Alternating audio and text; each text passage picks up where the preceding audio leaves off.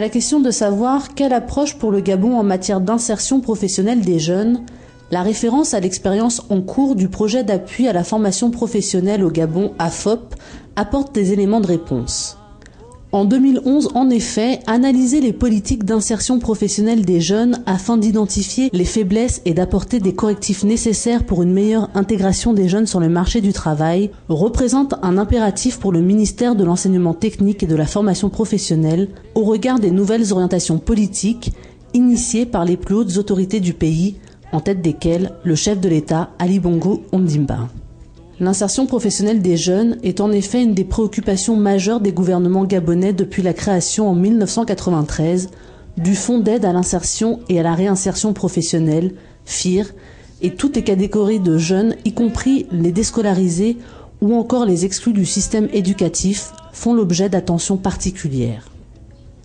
Ainsi, le projet d'appui à la formation professionnelle au Gabon, AFOP, s'inscrit dans la stratégie de coopération entre l'Union européenne et le Gabon qui a retenu le secteur de la formation professionnelle comme second domaine de concentration en optant notamment pour un soutien à la formation professionnelle pour lutter contre les taux de chômage élevés des jeunes. Il implique aussi bien des parties prenantes du secteur privé que les partenaires au développement dont la Commission européenne. Le projet AFOP, lancé en 2008 et financé par le 9e Fonds européen de développement à hauteur de 4,3 millions d'euros, soit presque 3 milliards de francs CFA, vise en effet la formation professionnelle et l'insertion de jeunes déscolarisés sur l'ensemble du territoire gabonais dans plusieurs filières où ont été identifiés des besoins économiques. Ainsi, les qualifications proposées au cours de ces sessions porteront sur les métiers du bois, menuiserie, ébénisterie, petite transformation, du bâtiment et travaux publics, des métiers de la plomberie, de la maçonnerie, de la plâtrerie, et un volet spécifique sur les formations agricoles est déjà en cours qui forment au métier du maraîchage et de l'agriculture vivrière. Après de multiples difficultés pour un démarrage effectif, le projet AFOP a finalement pris sa vitesse de croisière au cours du devis programme numéro 2 entre le mois d'avril 2009 et avril 2010. Sa vision à terme est la structuration d'une formation professionnelle et technique qui couvre l'ensemble des niveaux de compétences et de qualification en ciblant à brève échéance les jeunes en échec scolaire entre le primaire et le premier cycle du secondaire, sans qualification ni diplôme et sans emploi. À mi-parcours de son exécution, la concrétisation de l'approche pilote des secteurs d'activité professionnelle, bois, bâtiments et travaux publics, se devait de mettre en place un certain nombre de préalables avant le démarrage effectif des formations. À ce titre, une opération d'identification du public cible a été menée par l'équipe du projet sur l'ensemble des 9 provinces du Gabon. Celle-ci a abouti à l'élaboration d'une base de données informatisée comprenant plus de 3000 jeunes en quête de formation dans les métiers de l'agriculture, du bois, du bâtiment et des travaux publics. Il s'agit de dispenser des formations aux jeunes qui ont été déjà identifiés en 2009. Pour dire le nombre, nous avions identifié, c'était, je vous donne les chiffres, on était parvenu à peu près 3559 jeunes déscolarisés qui voulaient des formations. Ces jeunes déscolarisés, ce sont des jeunes qui ne vont plus à l'école depuis 2 ou 3 ans. Des jeunes qui ont entre 16 et 25 ans. Des jeunes qui sont motivés pour suivre des formations qualifiantes, courtes. Ainsi, pour joindre l'acte à la parole, une première vague constituée de 600 jeunes déscolarisés, parmi les 3000 recensés, suit actuellement des formations dans les différents centres de formation disséminés à travers le pays. Un des axes retenus à ce jour est l'expérimentation de la formation professionnelle par alternance sous statut de l'apprentissage, c'est-à-dire le mode privilégiant un parcours qui emboîte la théorie et la pratique. La quotité du temps de formation variant en fonction de la nature du métier. Dans ce parcours, l'apprentissage est en prise directe avec la réalité des entreprises et les exigences des branches professionnelles. AFOP nous offre un apprentissage par alternance. avec la prise en compte de l'expertise artisanale, avec la prise en compte de l'expertise des grandes entreprises. Vous comprenez que dans ce contexte, l'apprenti est mis dans le contexte réel de sa future vie professionnelle. Ce n'est pas des formations en vase clos qui se font au centre, c'est des formations où il y a un temps au centre et un temps en entreprise. C'est donc pour moi une forme de formation qui est encourageante et qui permet de préparer le former dans le milieu dans lequel il aura évolué. On met en place une formation en alternance, qui fait que l'enfant appréhende déjà tout le comportement d'un ouvrier au sein de l'entreprise, n'est-ce pas? Et ensuite, il acquiert l'automatisme qui lui permet de pouvoir réagir normalement dans une entreprise. Et ensuite, il apprend un métier. Et dans le cadre même du projet AFOP, n'est-ce pas, ces jeunes qui ont été recrutés, qui sont en train d'être formés, ces stagiaires, ces apprentis, qu'on appelle aujourd'hui les compagnons, ils seront accompagnés jusqu'à ce qu'on leur trouve du travail. Parce qu'en fait, c'est un projet à 3 phases. D'abord la formation, ensuite l'insertion. Parce que l'insertion, là, c'est quoi? Cette phase-là, c'est au niveau du travail qu'on va leur trouver dans les entreprises.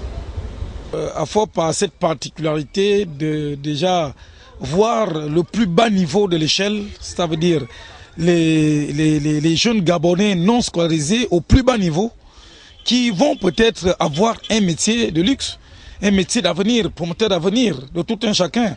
Il suffit que les uns et les autres s'impliquent davantage pour qu'ils puissent devenir des futurs ferrailleurs et des futurs carreleurs.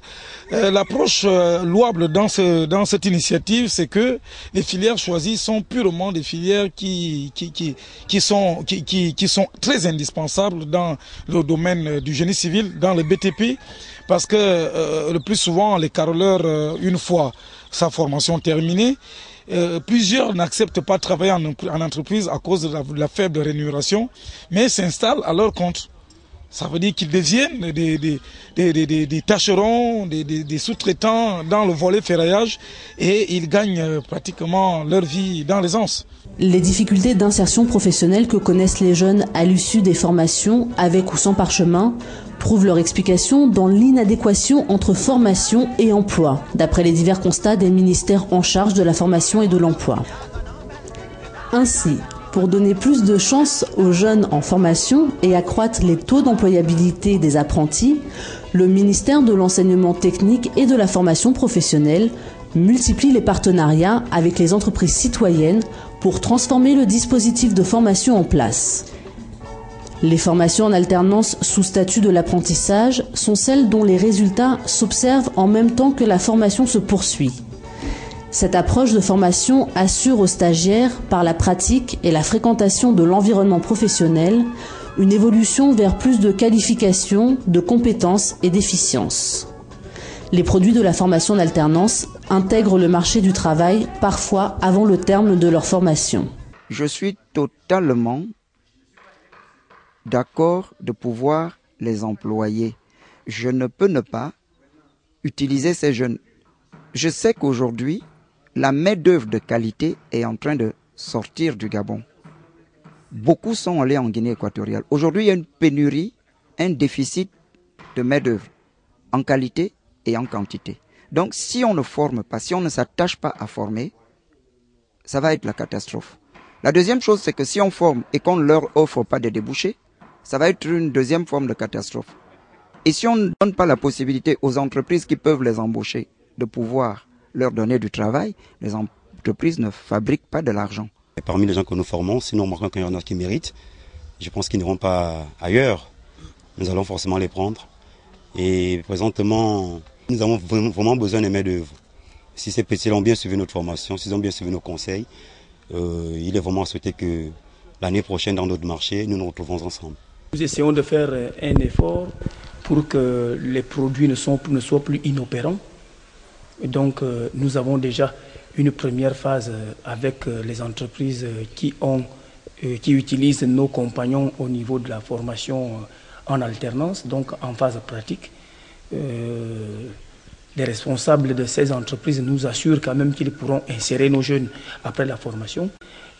Qu'à cela ne tienne, il y a aussi d'autres entreprises qui ne sont pas impliquées dans le projet AFOP, dont nous faisons des efforts pour essayer de rentrer en contact, si ils peuvent utiliser nos jeunes après la formation qu'ils sont en train de suivre au centre de formation. Comme on le voit, par ses ambitions et les objectifs qu'il poursuit, le projet AFOP se présente donc comme l'une des solutions les plus à même de résoudre le problème du manque d'insertion des jeunes déscolarisés, en ce qu'il leur permet non seulement d'acquérir une formation et une qualification, mais également de trouver un premier emploi quand ils ne leur offrent pas directement les moyens de s'installer à leur propre compte. Aussi, tout en louant l'initiative de ce projet, ces derniers souhaitent que toutes les promesses faites soient tenues. Je trouve que l'initiative est assez louable. L'initiative est assez louable parce que la plupart du temps, nous sommes tous issus des familles défavorisées. Oui, on n'a pas eu beaucoup de chance comme qui pourrait le dire. Mais vu que le gouvernement nous a offert une deuxième opportunité, disons une seconde chance, on ne peut que saisir cette opportunité et pouvoir espérer devenir quelqu'un demain. L'année passée, j'apprenais, puisqu'on m'a exclu dans un collège que j'étais. Ma maman a dit, comme on t'a exclu, je ne te paye pas les cours l'année là. Parce que tu l'as fait sciemment, donc j'étais obligée de venir m'insérer aussi, me faire inscrire avec les autres à FOP ici. L'avantage, c'est que moi-même, je ne savais même pas comment il faut faire un simple allumage, les installations. Mais là, maintenant, je peux quand même faire un simple allumage. Le plus grand souhait, c'est qu'on puisse enfin nous trouver un endroit auquel on pourra s'exercer et puis gagner un peu ce qu'on peut. C'est tout ça. Mon plus grand souhait, c'est être un ingénieur, c'est un technicien capable d'apporter quelque chose à mon pays. Je souhaite avoir un emploi parce que je ne peux pas tout faire ça et rester à la maison après. Non, c'est pas normal. Mon réel souhait à l'issue de cette formation, normalement, c'est de devenir d'abord un grand entrepreneur. Je me le souhaite énormément. Pouvoir imiter mon tuteur ici sur le chantier, M. Désiré, qui par ailleurs nous montre bien et nous forme énormément. Donc après cette formation, s'il plaît à Dieu, avec nos diplômes, j'aimerais me lancer dans les activités de la maçonnerie, etc. À la fin de cette formation, je souhaiterais que l'État et l'Union européenne puissent réaliser le souhait qu'ils nous ont tant donné par information, celui de nous donner l'opportunité de pouvoir nous épanouir, être des entrepreneurs, ouvrir à nos propres comptes personnels pour certains, acquérir dans une entreprise au sein d'être embauché peut-être ou bien exercer. Pour moi, ça va être une fierté que j'ai suivi une formation après je termine et je travaille et que je puisse traîner. Parce que pour moi, il y a des jeunes de mon âge qui ne font rien, ils passent longueur de journée chez eux. Par contre, moi, j'ai eu la grâce que l'État a pensé à nous et a lancé une formation qui sera bénéfique. Initiative pilote en matière de formation et d'insertion professionnelle des jeunes déscolarisés au Gabon. Le projet AFOP, qui est l'un des soutiens apportés par les bailleurs de fonds internationaux à la formation professionnelle, représente un signal fort de la coopération entre la Commission européenne et le gouvernement gabonais. Ainsi, dans le cadre de la politique impulsée par les nouvelles autorités, la formation professionnelle occupe une place prépondérante dans le développement du capital humain. Pour cela, les partenaires au développement, les entreprises privées ainsi que les autres parties prenantes sont sollicités pour accompagner les autorités dans l'accomplissement de cette importante mission qui est celle de la formation de l'homme, lien essentiel entre les trois piliers qui fondent la vision politique du chef de l'État. Dans cette perspective, le projet AFOP financé par l'Union européenne est au cœur de cette vision du Gabon émergent. Les rapports entre nos partenaires au développement dans l'Union européenne et le gouvernement gabonais, le gouvernement de la République, le ministère de l'enseignement et de la formation professionnelle en particulier, ce partenariat commence à produire des fruits. C'est un partenariat qui date de très longtemps avant que nous soyons là et dont il faut pérenniser. Et aujourd'hui, il se matérialise quand même par un acte fort un acte fort qui en fait repose essentiellement sur la formation de courte durée et qualifiante destinée vers une population cible qui sont les jeunes déscolarisés. C'est la raison pour laquelle nous souhaitons humblement, nous demandons aux familles, aux parents et aux enfants de s'approprier des projets comme cela. Car c'est de cette manière seulement que nous allons atteindre nos objectifs, les objectifs, disons, fixés par le chef de l'État, par le gouvernement. Et ce d'autant plus que cette formation de courte durée qualifiante, elle interpelle tout le monde. Elle implique tout le monde, en particulier les entreprises. Ces entreprises qui, en fait, de bonne foi aujourd'hui, ont accepté de prendre nos jeunes compatriotes pour aboutir à ce que nous rêvons aujourd'hui, l'alternance école-entreprise. Donc l'apprentissage. L'apprentissage, c'est en fait le fil conducteur qui va aller vers l'insertion des jeunes. Vous verrez que après cette formation qui va concerner tout le Gabon, après cette formation, nous osons croire que un certain pourcentage, pour être optimiste, au-delà de 60 à 70%, pourra bénéficier d'une insertion dans les entreprises gabonaises.